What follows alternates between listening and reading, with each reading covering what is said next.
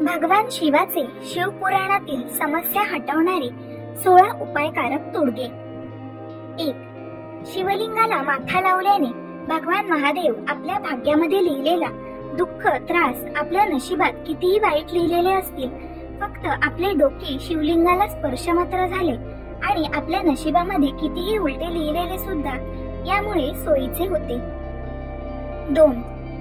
शिवमहापुराणात सांगितलेला उपाय, आपले एखादे काम अडकलेले असेल आणि खूप त्रस्त झालेले असेल आणि ते काम होतच नसेल तर तुपाच्या दिव्यामध्ये काळे तीळ टाकून सोमवारी महादेवाच्या मंदिरासमोर भगवान शंकराचे नाव घेऊन हा दिवा लावून निवेदन करावे, तुमचे काम लवकरच होईल। 3. पत्रिकेमध्ये दोष असेल तर प्रदोष करावा। तो कसा करावा?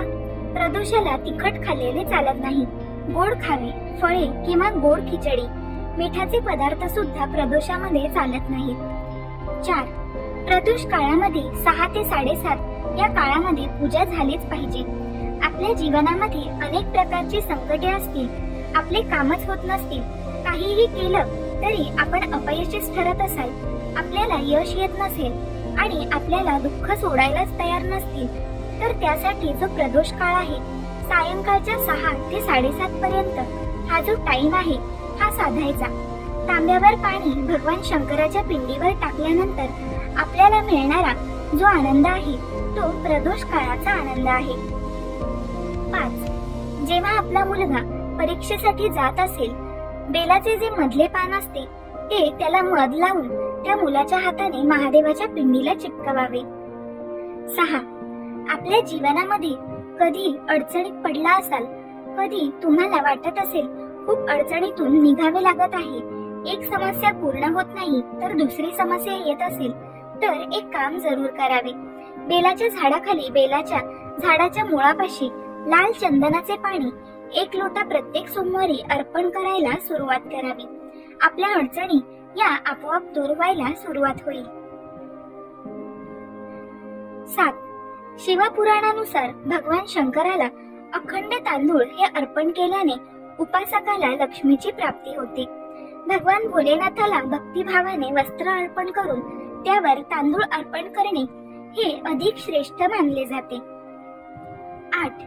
भगवान शंकराला तीळ अर्पण केल्याने व्यक्तीची सर्व पापे नष्ट होतात आणि शनीमुळे होणाऱ्या अशुभापासून मुक्ती मिळवण्यासाठी शिवाला काळे तीळ हे अर्पण करावे।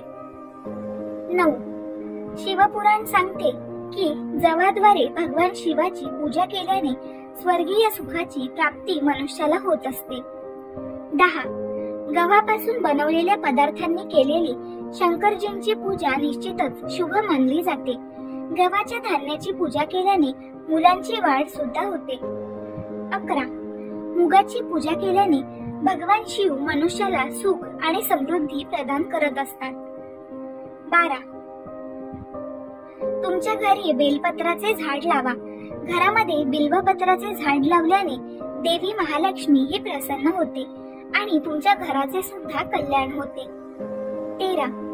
ओम नमः शिवाय या मंत्राचा उच्चार करताना एक बेलपत्र दुधात बुडवून शिवलिंगावर अर्पण करावे। तुम्ही हे काम किमान 7 सोमवार चालू ठेवावे आणि प्रत्येक बेलपत्र गुळगुळीत बाजूने शिवलिंगाला अर्पण करावे। तुम्हाला यामुळे लवकरच संतान प्राप्ती होईल। 14.